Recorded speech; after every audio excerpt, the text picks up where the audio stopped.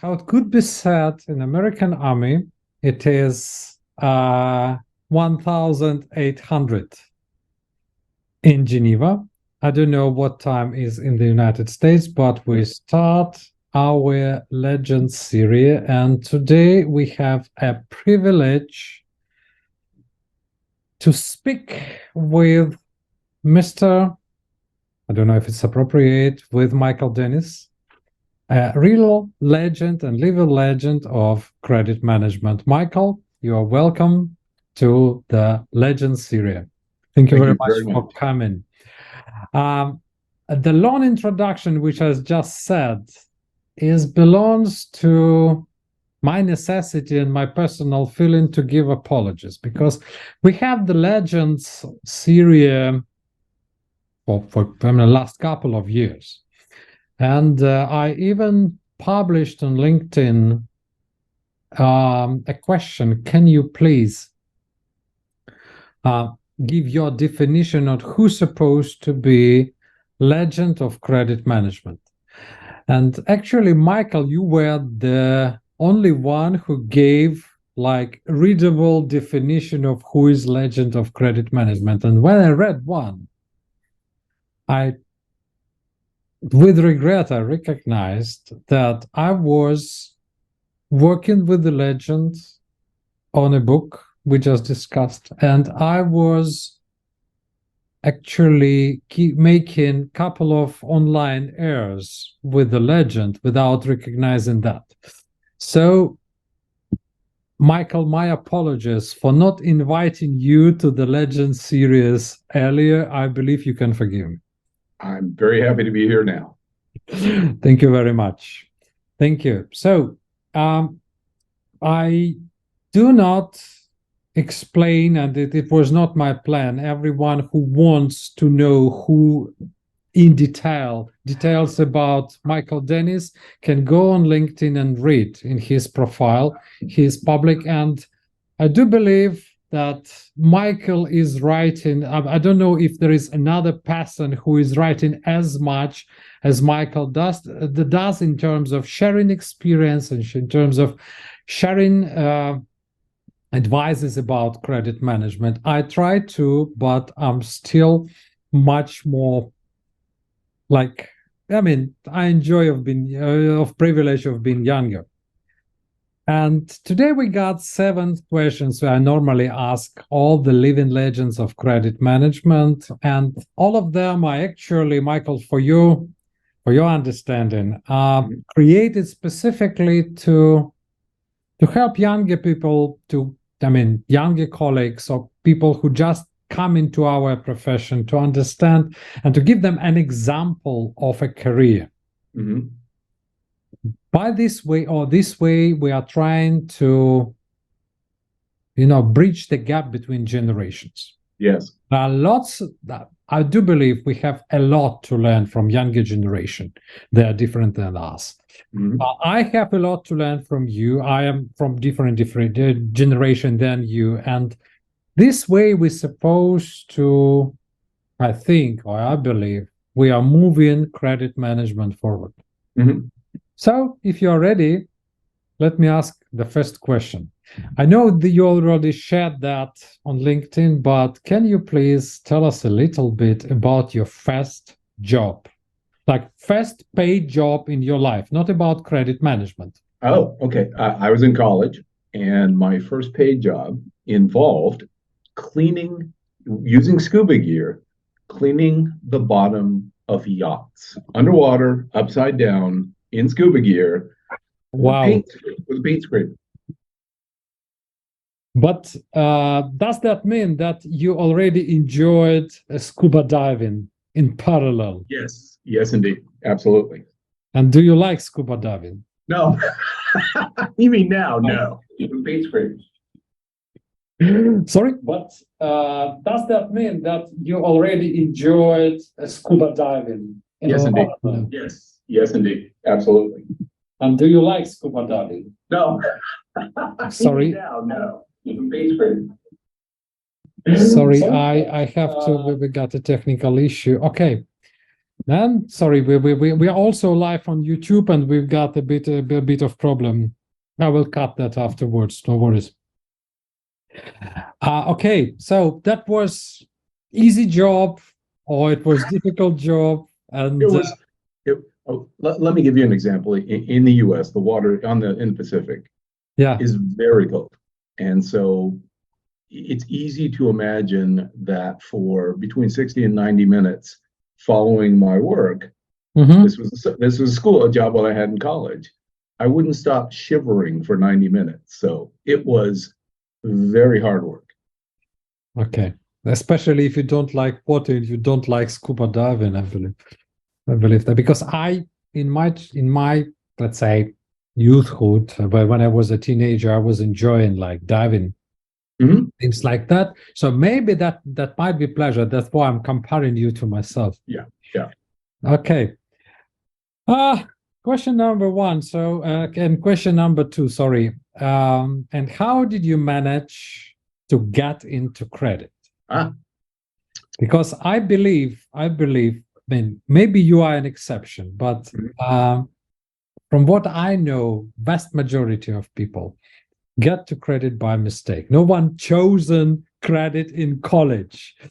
Maybe you are an exception. I don't know, but can you please give sure. us a bit of Yeah. So when I was in college on an unpaid basis, a friend of mine had a business, a tech company, if you will, uh-huh. that basically ran out of his garage. And he was fantastic at the technical stuff, but he dreaded speaking to people. And specifically, he dreaded calling people and asking them to pay his invoices. So I said, well, how hard can, I mean, let's go back to remember upside down, cold in the water, Mm-hmm. several hours a day. I'm going, that doesn't sound too hard to me. And he said, well, I can't do it. And I go, well, just give me the information. So I had some experience. It wasn't a paying job.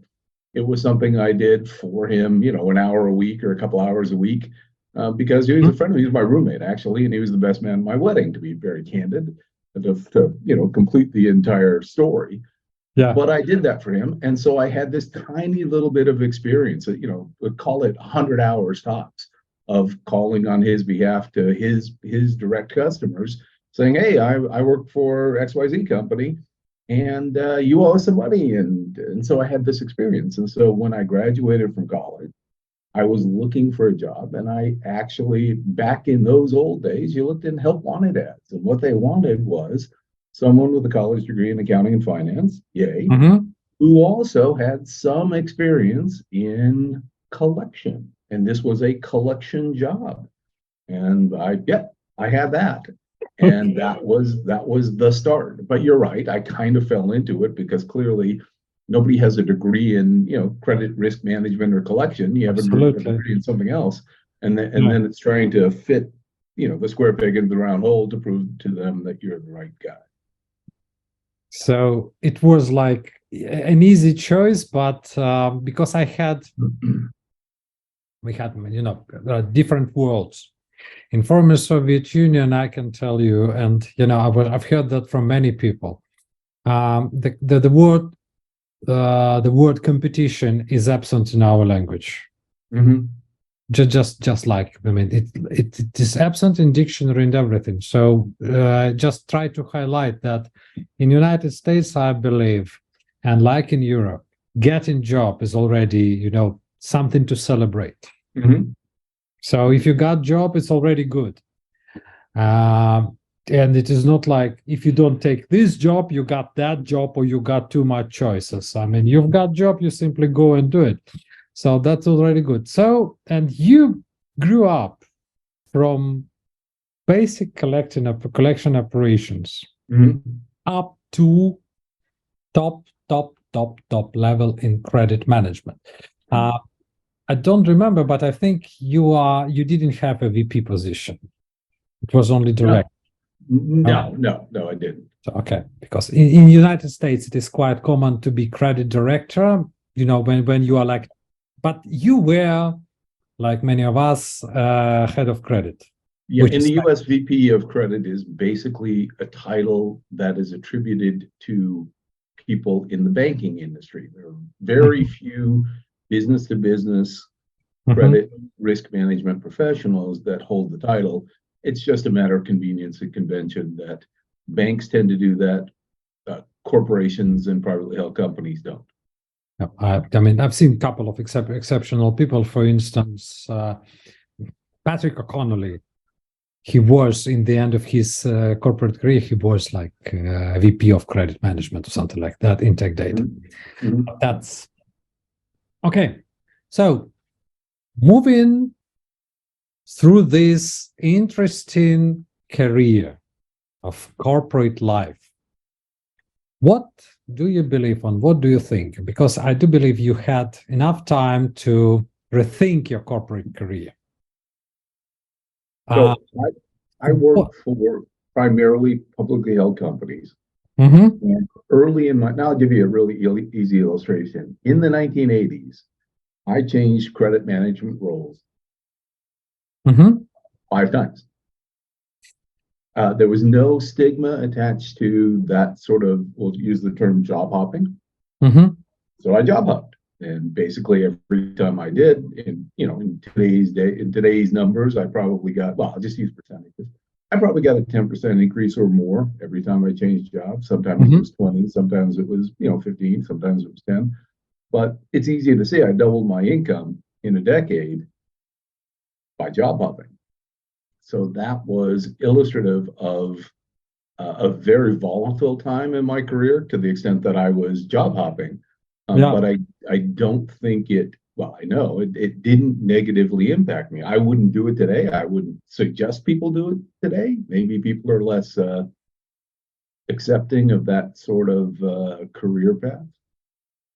Well, I'm hesitating because, when I know everything, like with my dog, having dog is a great thing.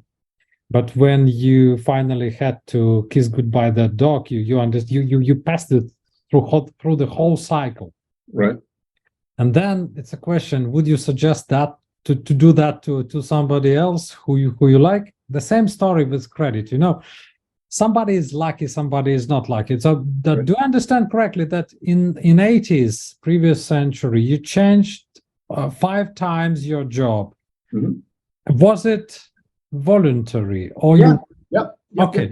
And it's just like you were changing a job every 2 years. So I went from Jorgensen to American Hospital Supply to Kendall Laboratories to Kwikset to McKesson. But that's great. I mean, that later on, I can tell you, I don't know if you read that research I think it was by McKinsey.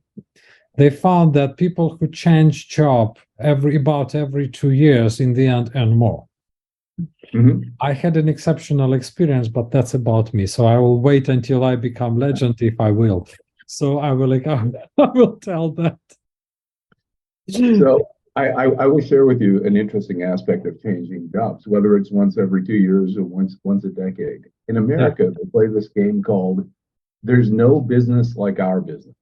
So if you think back to that list that I just read out, they're all in different business segments or industries, whatever you want to call it. And they would say, yes, but what do you know about oil and gas, or what do you know about pharmaceuticals? I'd say I'm so anxious and enthusiastic and excited to learn about them. But between you and me and the fence post, credit is credit. Right? I mean, yes, it's different. It's nuanced to the extent that if you're using liens or something, you're selling internationally, you're selling single gigantic $1 million plus shipments once a year to a customer rather than feeding them stuff every week or two. Potentially, it's a bit more nuanced. But every single time I would have that discussion with a potential new employer, and I would say, I've learned a lot, and I think I can apply this to that. But you're absolutely right. My goodness, what do I know about pharmaceuticals as opposed to oil and gas? And the answer is customers, credit limits, past due balances, negotiations. All of those are common but you have to nod your head when they say they're totally different. Nobody knows our business like us. And you have to say, Absolutely. Absolutely. That's what I hear everything. And I work in Ukraine, where we got 27 regions. And trust me, every region is different from another one. Yeah. And everyone is special. I know. Yeah. I don't complain. Since you said that, let's just help me with the pronunciation. Slava Ukraini? Slava Ukraini. Ukraini. Sorry, I missed it. Try to pronounce yi. Yi. Yi. Ukraini. If you can pronounce yi, then you can. Obviously, since you ask, and to be complete Ukrainian, you need to be able to say Palanitsa. There is a funny. Didn't mean to get political, but okay. Yeah, well, I will send you, that phonetic pronunciation, because now currently the situation is that, sometimes we give jokes like, aliens are coming, this plate is falling down, Yeah. and then Ukrainian soldier says, say Palanitsa. That's the way we check the pronunciation, Ukrainian or not Ukrainian. But thank you very much for asking. And may I ask if you can distinguish one or two or three, whatever number you believe is correct, but small number, please. What were your key success factors in your career? What made you specifically successful? Yeah, I think I can. So please. One of them, of course, is, and I could give examples, but I don't want to, because I think that would whatever you. No, I don't want to. I don't want to be too verbose. So one of them, of course, is valuing your team, because nothing gets done. But I don't make the phone calls. I'm not on the phone. I'm not doing 90% of the work. If I have 10 people working with me, I'm not doing 90% of the work. I'm doing 10% of the work. So I have to empower. I have to trust. I have to train. I have to mentor. I have to help. I have to advise my team. And then I have to respect the work that they do. So part of my success has always been a willingness to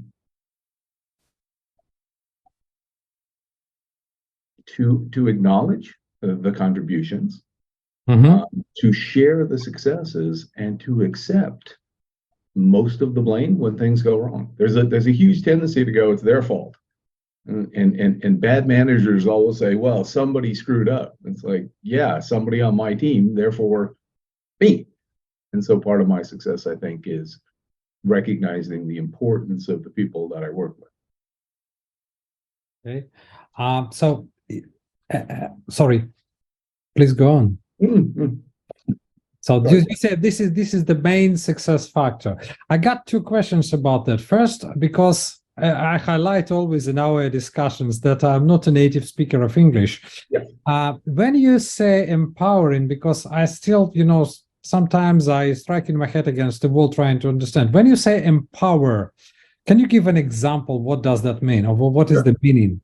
Just for me to educate me a bit in English. Super easy example would be, I have an assistant credit manager, and she has the authority to grant credit limits of up to $100,000. Let's just make it easy. It's completely hypothetical.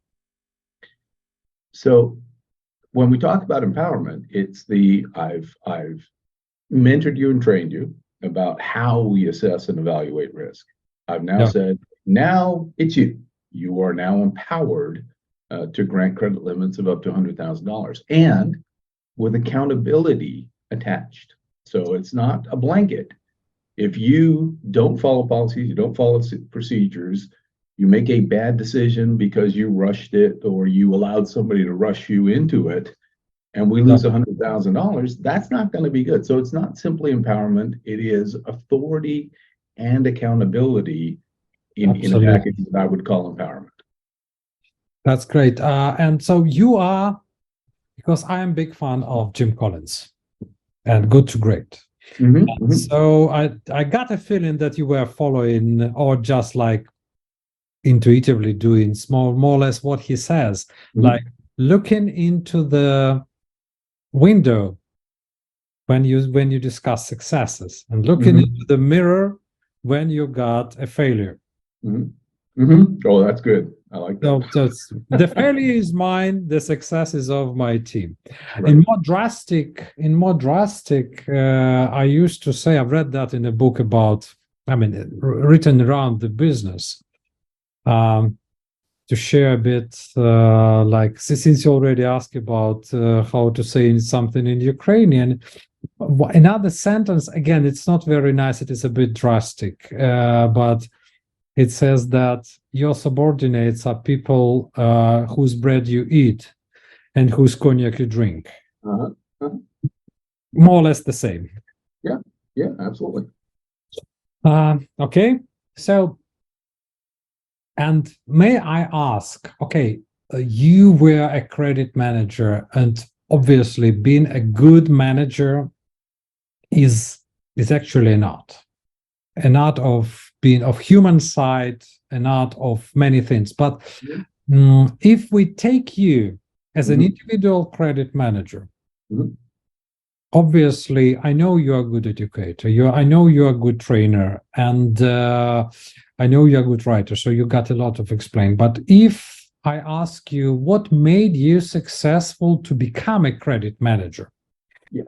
Because I do believe you passed through that classical type of career when you increase your contribution, then it is valuated, then you got a chance to teach others and to extend that knowledge with others. That's what I call classical positive career. Knowing how positive you are, I believe you passed through that career this way. So what was your key success factor in credit? So I think it was the ability, not ability, that's the wrong word, the desire to continue to gain knowledge. So I had an undergraduate degree in accounting. Years later, I had an MBA. So we'll just call it the accounting finance side. We'll put a check mark on that box. Yes, understands accounting and finance. And then it was, okay, now but credit risk management is more than accounting and finance. It's not necessarily accounting and finance. It's the application of basic accounting and finance principles to a credit risk management model. So my next task was, okay, so how do I get better at doing this specific task? How do I make better decisions? How do I get better informed? And so I took the series of programs that are taught by NACM, and I among others, I have the CBA, the CBF, the CPC, and the CCP accreditation. So I went out and became accredited in areas of credit risk management and business debt collection. And then it became a matter of kind of honing those skills and practicing those skills and applying those skills, which are different than the ones, as we said early in the conversation. I didn't major in credit risk management in college, but I did when I got out of college. When I took these programs, that was my major. That was my emphasis on, this is the task that I need to do effectively and efficiently and quickly and accurately and appropriately. And so it was, okay, what additional training can I get that would be directly applicable to my day-to-day activities? And it turns out there's a lot. And I'll share you a funny story. When I worked at Black & Decker, for whatever reason, Dun & Bradstreet had approached my boss, the CFO, and said, you should have your credit team take this class. And I remember saying this to the guy. I said, so my boss says, I want you to take this D&B class. And I said, why? And he said, well, it's relevant to what you do. And it was an online program kind of a thing. And I said, okay, I just to make sure we're on the same page. You do know I have a degree in accounting and an MBA and a CBA and a CBF and a CPC and a CCP. And he said, yes. And I said, and you want me to take this? You're supposed to go for D&B training. And you want me to go take this online course? Yes. Cool. And so then, of course, I smiled as I walked out and I said, that was a dumb idea. Anyway, So I did the training, and I think I got the certificate of completion in like 3 days. And it was supposed to be a 3 month program, but it was, it was easy, right? So that was kind of an illustration that I'd gone beyond. To me, that's an illustration of gone beyond the basics and become a subject matter expert. And so one of the keys to success is becoming a subject matter expert in what it is that we do. And we just, whatever you want to classify or characterize that, we'll just for convenience call it risk mitigation or credit risk management. Because that's what, if you want to be promoted, if you want to be promotable, if you want to get that next great job, then you have to convince the company that's potentially going to employ you that you have really great insights about how to limit the risk associated with payment delinquencies and bad debts. And that's more than that you get with an undergraduate degree in accounting. So there's got to be something more than that. And part of it is going to be on the job training. And I'm a huge fan of on the job training. But part of my success was continuing professional education. It just is. And that's time that many people, I don't know how many, but many people don't take in their careers. They go, I got a job, I got my degree, I'm happy with where I'm going. And they just don't take the time or make the time for continuing professional education. And I think that was part of my success. And I attribute a lot of my success to the subject matter expertise that was attached to the ongoing training and education. I can only quote Jim Collins once again. He used to say that, to be successful, you don't need to be interesting. Just be interested. Very good. Just be interested. This is it. So my next question would be, to do credit management job that long, you are more than 30 years in credit. Oh, yeah. Significantly more. I am 27 and you are significantly more. I don't even ask. What sides of credit management made you love it? Because I do believe going in one profession for that long time possible without loving what you do. Do you discriminate any specific side of credit management which makes you loving it? Yes and no. So yes, I do, I do enjoy credit risk management, and part of enjoying that enjoyment is I'm good at it. But, and that sounds, I'll just say immodest to say, but somebody once said, if you don't toot your own horn, who's going to do it?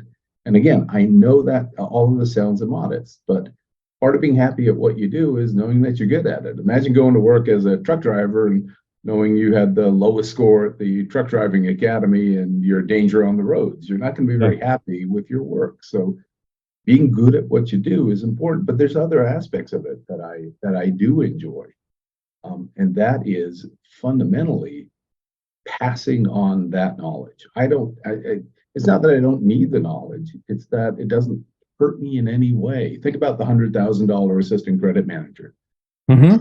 Training and teaching and mentoring and coaching that individual to the point where she's able to effectively and safely approve $100,000 credit limits requires a lot of one-on-one interface, a lot of mind melds, a lot of ideas being exchanged and theories and thoughts and discussion.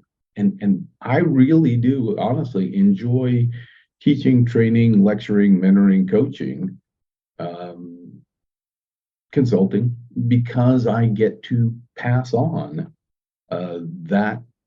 those insights. If I worked at a single company, I'm a consultant. I do other things, but I'm a consultant.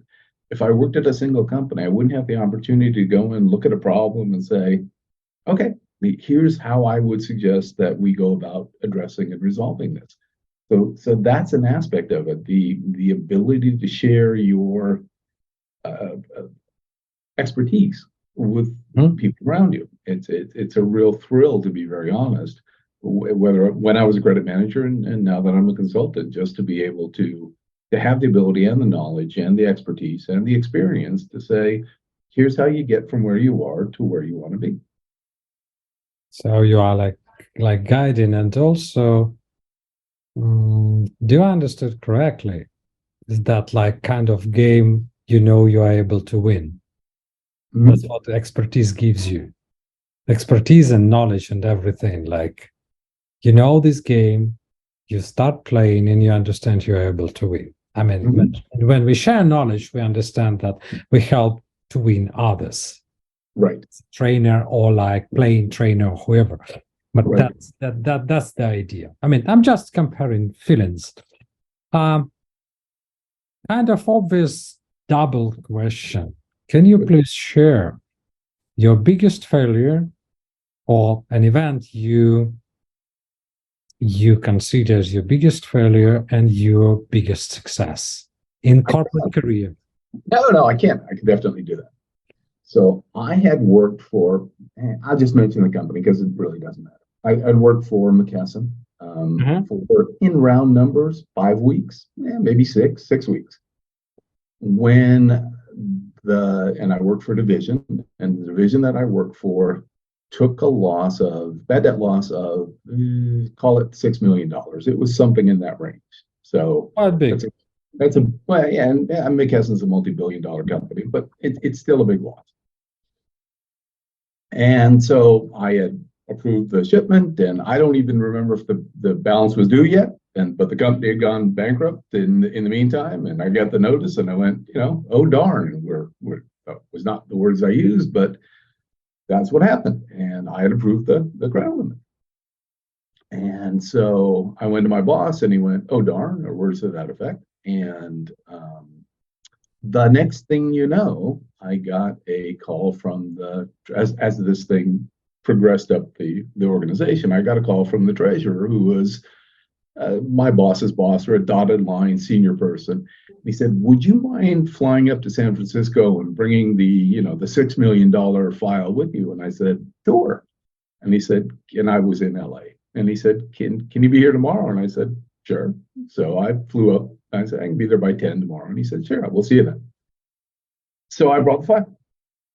And he said, he says, the treasurer says, "I don't know if we've met." And I go, no, we haven't met yet. So nice to meet you. How are you? He says, "So how long have you worked for us?" And I said, 6 weeks, something like that. This is my sixth week. And he said, "Okay. So what happened?" I said, "Well, we shipped this order out I released it about 5 weeks ago, and they filed bankruptcy, and there you go." And he said, Mhm. "Okay, so tell me about the credit decision." And I said, "Okay. Well, I did financial analysis." And it was, by the way, it's a public company, so it was easy to get financial statements. I did the financial analysis. I think I even looked at the stock price and the trends in stock price. And I looked at trade references and did all the things that you do. And I said, "Okay, then what?" I said, then I went to the CFO and I said, "I don't think we can ship the $6 million." And so we went into the president's office, and he says, "Okay, then what happened?" I said, "Then the president sent me to visit the customer." He says, Yeah. so you flew there?" And I said, "Yeah, I went, got on a plane the next day, and I was at their corporate office." "Who'd you meet with?" "I met with their CFO, and I did this, and we talked about that. And we discussed the other thing." He said, "Then what happened?" I said, "Well, then I came back and I wrote up my trip report." And he says, "And you have that?" And I go, "Yeah, I brought the whole file." I brought the file. He says, "Okay, then what happened?" I said, "Well, then I recommended that we don't ship the order pending." And he says, "And then what happened?" And I said, "And then the CFO and the president and I met in his office, and he read my recommendation, and he said, 'Okay, ship it.'" And I said, "Okay, ship the order." And he said, "Yes." I said, "Okay." "And then what did you do?" "Then I shipped the order." "Why?" "Because the company president told me to, and with my boss sitting next to him." And he said, or the division president, you know what I meant, the division Yeah. president Yeah. Yeah. Yeah. told me to do that. And he said, "Why?" And I said, "I don't know." He says, "Well, why did you obey?" And I said, because I didn't think there was an option. I still don't think there's an option. When the division president and your boss are sitting in a room and they say, Yeah. ship the order, you ship the order. He says, but you hit, yeah, I go, yeah, I hit the green button that says go. Yes, I shipped the order. I Yeah. approved the $6 million shipment that resulted in the customer later filing bankruptcy even before the invoice came due. He says, so then the treasurer says, by any chance, do you have anything that documents that? And I said, what, the approval? He says, yeah. And I said, sure. And I pulled out a copy of an email. No, it was a memo. Back then, you didn't do emails; you did memos. Yeah. So Yeah. I sent a memo to the president, copied my boss, the CFO. It says, as you instructed, I have released the $6 million order pending for XYZ company in Colorado. So you were instructed. You were instructed in writing to do so. No, they told me verbally. I confirmed it in writing. Remember, I'm just sitting in front of the CFO and the company. In the end of the day, there was their signatures on that memo. No, it was my memo to them. It was my as you instructed memo. Okay. As you instructed, division president, let's say his name was David. David, as you instructed, I have released the order pending for $6 million. Mm-hmm. If there are any issues in connection with the collection of the outstanding invoice, I'll let you know. Thanks for your time. All the best, Michael. Right. By the way, I think I met at that point the division president maybe twice, once during the interview and once in the men's room at the sink or something. But so this is my third meeting with him. And I said, yeah, no, I did what I was instructed to do. And the treasurer says, can I have a copy of that memo? And I said, yeah, you can have, I have copies of the whole file. Here you go. And so the meeting in round numbers lasted 10 minutes. And he said, okay, well, thank you very much for coming up. And I said, that's it. And he said, yeah, that's it. Just have a nice day. Safe flight back to Los Angeles. And the division president retired the following week. So what was it your success, or was it your biggest failure? The failure was losing $6 million within 6 weeks of joining a company. And the success was I got to keep my job, and because I was careful, because I had appropriately evaluated the risk, carefully documented my concerns, gone to the added length of actually going out and visiting the customer, came back with a call report in which I said, based on these facts and factors, I recommend against releasing the order pending.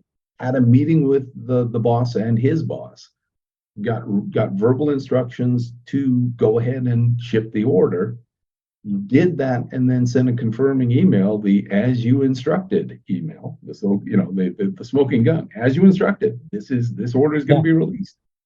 And then successfully navigated the trip up to San Francisco to meet with the company treasurer, and survived the purge that occurred because it was a terrible credit decision. But having said that, and I think this is important to emphasize for everybody on the call, not every good business decision is a good credit decision. And that's why we get overridden. That's why the division president gets to say, thank you for your input, now ship it anyway, because not every good business decision is a good credit decision. It turns out in this case, it was a bad credit decision. It was a bad business decision, but you and I, credit pros, don't make business decisions. We make good credit decisions. And once, by the way, it's a very slippery slope when they start telling you or me to start making business decisions and ignore those pesky, credit risk flags or red flags that we're supposed to pay attention to, because then our job gets very difficult, because the waters are very murky when there's no clear guidance about how do I evaluate risk if I'm not evaluating it from a credit risk mitigation perspective. What is the other criteria? Well, the other criteria, in theory, is whatever the division president was using to authorize the shipment. That's not up to me. That's not something I've trained for in any way. And so I'm happy to allow the idea of overrides as long as I'm covered if something goes bad. I agree with you. And just to make a conclusion of that, so there was no option not to ship because you were instructed, because you are part of organization and you're supposed to follow orders. I mean, at least as long as they are not illegal. Yes. Yes, indeed. Yeah, and that we don't discuss this side because that's credit management. Because I just want to maybe to highlight additionally what did you do, because that's the situation we all supposed to pass through from time to time. Mhm. But I got my understanding is that okay, we present to management the whole transaction with as much as we can information, analysis, and conclusions. Mhm. But in the end of the day, our job is done when management is aware of risk. Mhm. And then we just make sure that they take informed decision. If they Mhm. want to drive against the wall, we made sure that the wall is that thick, the wall is on that distance precisely up to millimeter, and the consequences of hitting the wall historically are like this, then, and then if they want to go there, well, if we have, I mean, otherwise we're supposed to become general managers. That's my understanding. So my only comment on that would be it can go the other way as well. I worked in at least one organization where management came in and said, we need to do a better job. We need to reduce DSO. We need faster cash. And Yeah, my response is fine. And they said, what do you mean? I said, how low do you want DSO to go? How fast do you want it? Well, we want to get paid. We're getting paid in 45 days. We want to be paid in 35 days on that 30-day terms. And I go, no, okay, that's if that's what you want. And they said, so we can do that. And I go, yeah, I mean, we'll get there, sure. And they said, so not to, yay, good news is good news, but why aren't we doing it now? That was their question. Why aren't we doing it? If it's so easy, why aren't we doing it now? And I said, because there are consequences associated with lowering your yeah, DSO 45 days to 35 days. yeah, We're going to have to take fewer credit risks. We're going to have to hold orders far more quickly.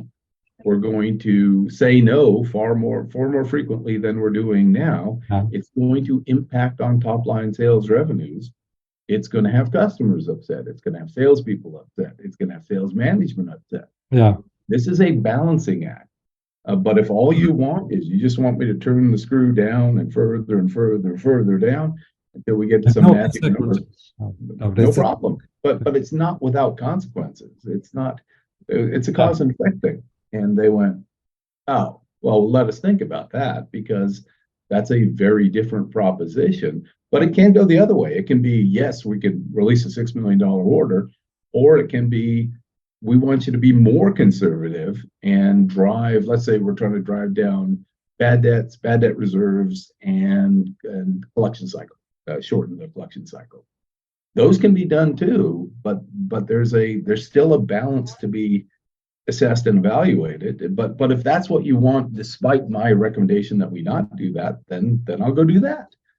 Because that's not my job either. My job is to offer recommendations, my best advice, my experience and expertise. And if management says, thank you for that, now go make DSO 35, then yeah, I'll start today with reducing credit limits and doing all of the things necessary to get us from where we are right now to whatever magic number management has in mind, as long as they understand that when there is pushback, um, there is a price and for there that. will be, I don't get blamed for the fact that I'm holding orders on customers that have never had their orders held before because they're 5 or 10 days past due, and that's suddenly no longer acceptable. Yeah, I that's pretty nice explanation. So our job being a pro and explain consequences to the possible consequences to decision making and Mm-hmm. obviously be able to implement any plan. I mean, again, staying on legal side. We are not Mhm. discussing illegal side of the story, which might Right. happen to everyone who wants. Yeah, absolutely clear. Just being professional, being able to, my favorite joke, being able to change receivables the way Neo changes Matrix. Like, what receivables you want, I can make, but Yeah. please make sure we are. That's what is called Credit Pro, by the way. Right. You remember our conversation online, and corporate career has um,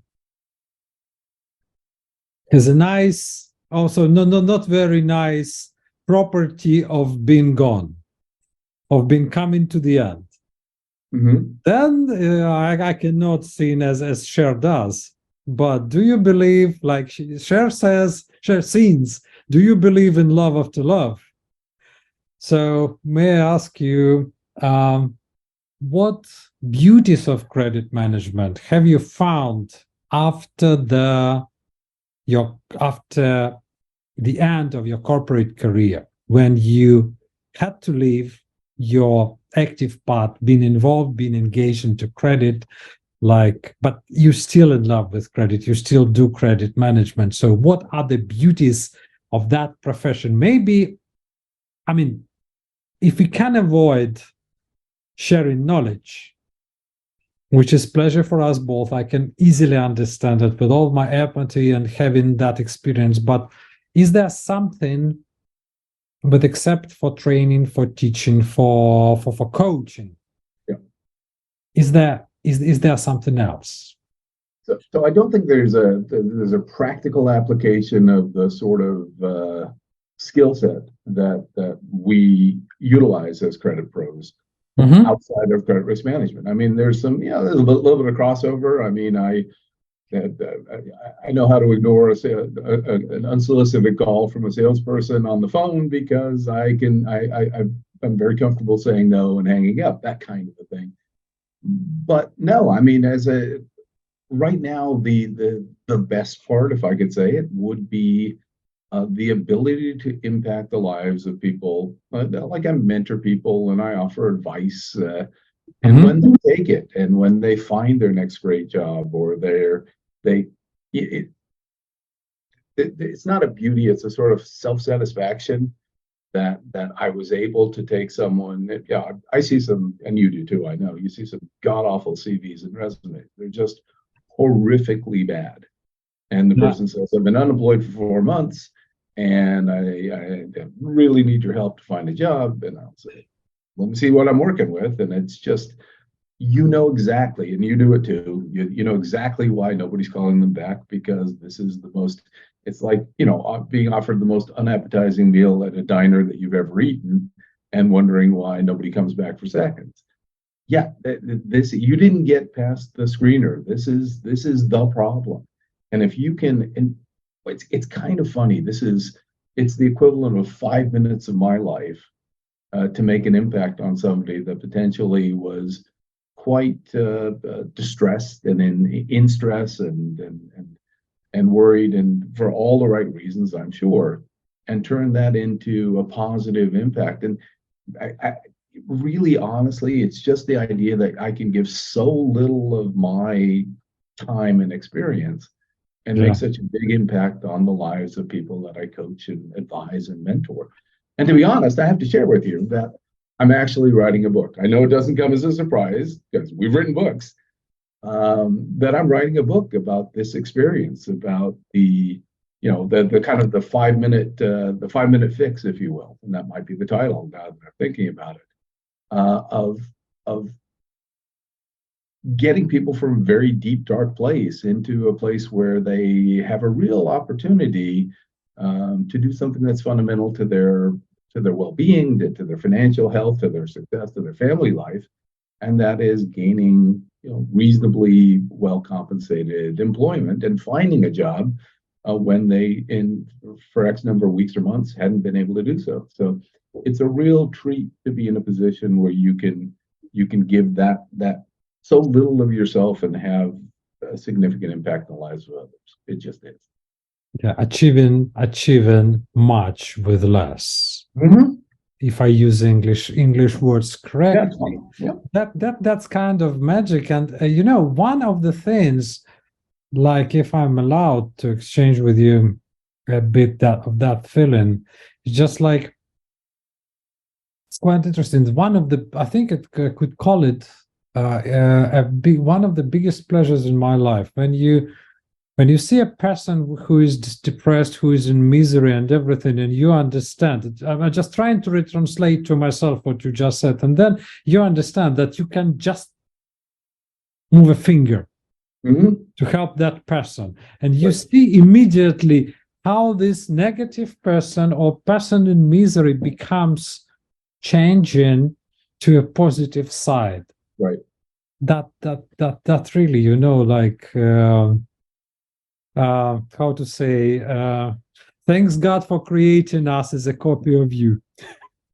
Yeah. Yeah. Yeah. No, you're exactly. And you put it so well when you said it's the swipe of the finger, and it's not much more than that. Honestly, it's not much more Absolutely. than I did this. Yeah. Yeah, and they went from bad to good, and they went Yeah. from unemployed and potentially unemployable to they're in the running again. They're back they're back on the market. Yeah, that's great. That's really great. I mean, one of the biggest pleasures in my life as well. When you're able to help, and again, you just did nearly nothing, Yes. just because you see what to do, like remove, like like in fairy tale. Yeah. I do remember there was like it was unicorn or another animal which was absolutely angry, and only one little animal found that there is a splinter, yeah, Hmm. in Yeah. the leg that which And making it angry, just removed.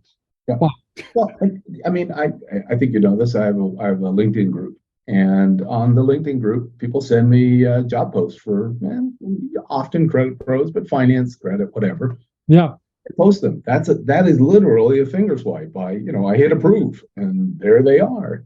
And I hope that people are taking advantage of them because there's a lot of jobs out there.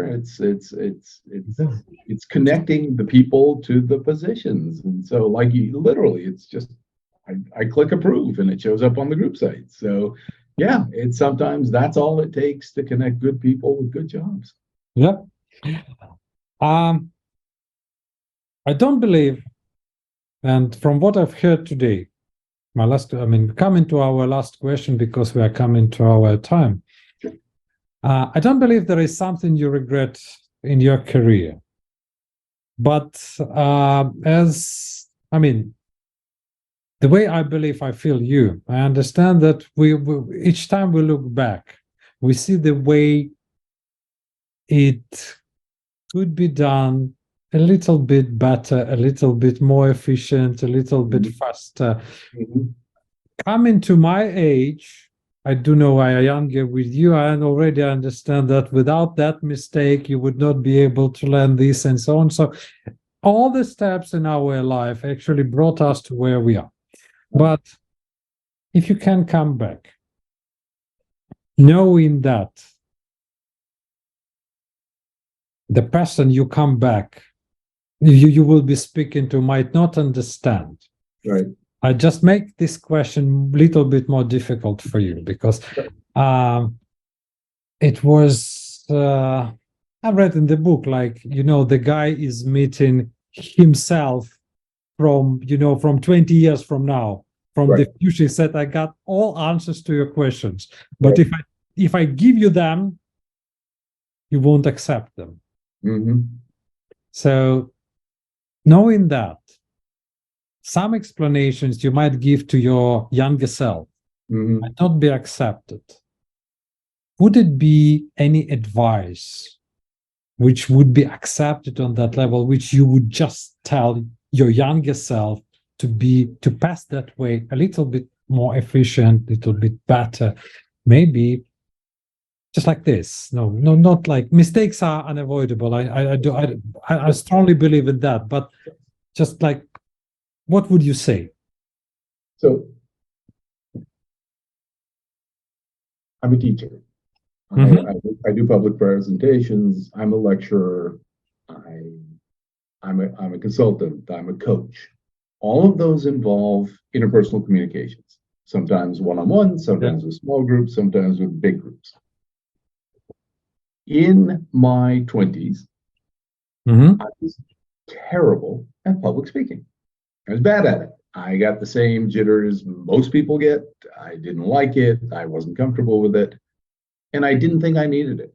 Keep in mind, I got an accounting degree, I got an MBA, I got did, and I got a career.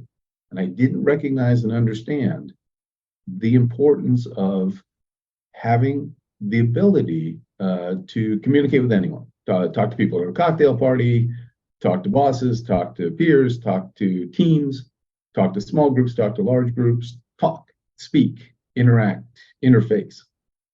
And then I said, and I was in my mid 20s.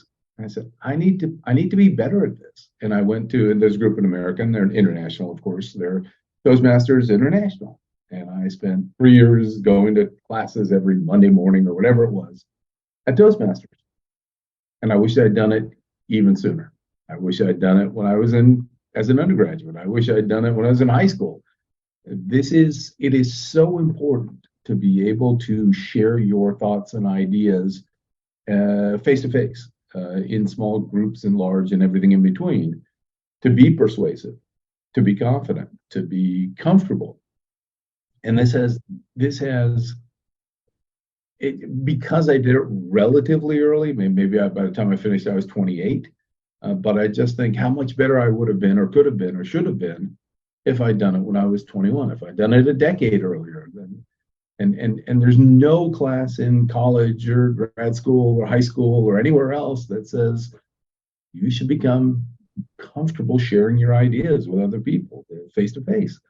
And so a lot of people lack that skill. And if I that I don't think my younger self would reject that suggestion. And I suggested to everyone, if you're not comfortable staying in front of a group or 5 or 50 or anywhere in between, get comfortable fast, because in your career at some point it will become important that you are able to do that effectively. And you do it, I do it now professionally. But even if you don't ever plan to become a public speaker, it's a critical success factor for anyone in a management position to be able to stand in front of a small group or large and make a presentation in support of a position that they've taken, whatever it might be, the annual budget, the $6 million decision about whether or not to ship the order pending. Whatever it is, those are presentations. We need to be good at that. And it's not a natural born skill for me, and I don't think it is for many people. And if it's not for you, you being the audience, there's no reason that you can't become better at it. And that's what I would tell my younger self. You really need to do this, because this is going to be a skill that you're going to use your entire career, no matter how high or where you end up in the ladder of success. It's always going to be essential that you can do this and can do it well.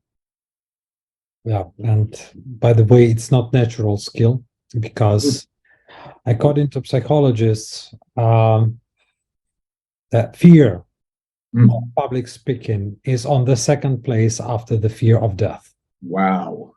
Yeah. I mean, I learned that from the real specialist in public speaking. Mhm. Michael, that was my last question, and we still got a couple of minutes, ladies and gentlemen. If you would like to ask our guest like your personal question, I was absolutely great with what we discussed today. So ladies and gentlemen, if you are not prepared for public speaking, please type your question in the chat. I just wanted to say, while I'm wrapping up, you see, we all got, one of the psychologists said, like, I, as anyone else, received my life without user manual. User manual was absent. And very often our colleagues and lots of people are coming to credit profession, fall down in love with it. I know too many people who fall down in love with credit management. And one of the reasons, again, is to get people who pass through the whole cycle, whole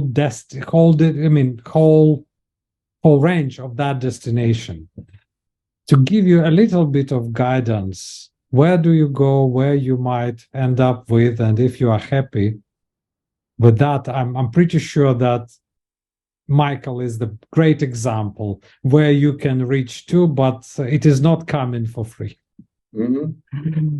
And thank you very much, Michael, for spending part of your Friday with us. Thank you very much for sharing your knowledge and experience and your lifetime. And ladies and gentlemen, thank you very much for spending, some of you, I believe, spent Friday night with us, with me and with Michael. Thank you very much for doing that. And the only thing I could add, as usual, Michael already used to know that, I can only wish you higher sales, lower losses, or as we could say that in French, bon crédit. See you next time. Thank you Thank you very much, Michael. Take care.